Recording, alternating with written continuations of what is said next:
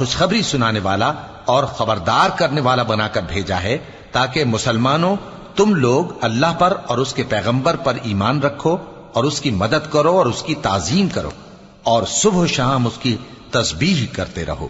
اے نبی، جو لوگ تم سے بیعت کرتے ہیں وہ در حقیقت اللہ سے بیعت کرتے ہیں، اللہ کا ہاتھ ان کے ہاتھوں پر ہے۔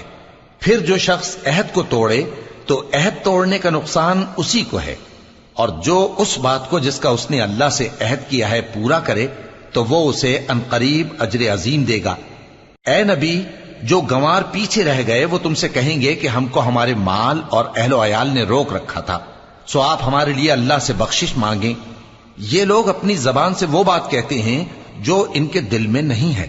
کہہ دو کہ اگر اللہ تم لوگوں کو نقصان پہنچانا چاہے یا تمہیں فائدہ پہنچانے کا ارادہ فرمائے تو کون ہے جو اس کے سامنے تمہارے لیے کسی بات کا کچھ اختیار رکھے؟